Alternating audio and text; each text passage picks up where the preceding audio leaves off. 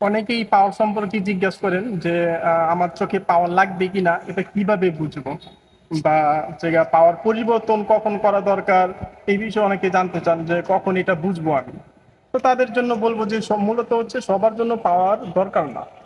দরকার এটা কার জন্য, যখন আপনি নিজের ক্ষেত্রে যাচাই করবেন যে আপনি কি দূরের জিনিসগুলো ক্লিয়ার দেখতে পারেন কিনা, নাকি অস্পষ্ট লাগে বা ঝাপসা লাগে এরকম লাগে কিনা, বা কাছে কোনো কাজ করতে গেলে যেরকম ভাবে বই খাতা বা এরকম পড়া পেপার, কোনো কাজ আদারওয়াইজ কোনো কাজ করতে গেলে ঘোলা লাগে কিনা, সমস্যা হয় কিনা, এইগুলো লক্ষ্য রাখবেন। যদি এরকম হয় তাহলে অবভিয়াসলি আপনি ডাক্তারের শরণাপন্ন হবেন।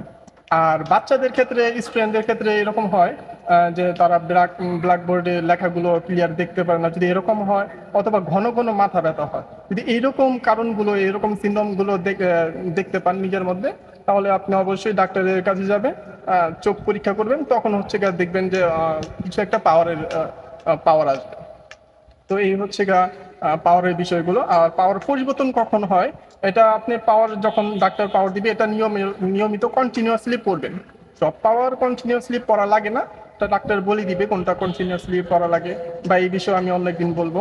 তবে কন্টিনিউয়াসলি যেটা পড়বেন সেটা কন্টিনিউয়াসলি পড়তে পড়তে একটা সময় দেখবেন যে ওই পাওয়ার দিয়ে আপনি ঠিক মতো দেখতে পারতেছেন না, সমস্যা হচ্ছে। আগে যেরকম ক্লিয়ার দেখতেন এরকম এখন আর ক্লিয়ার দেখতে পারেন না।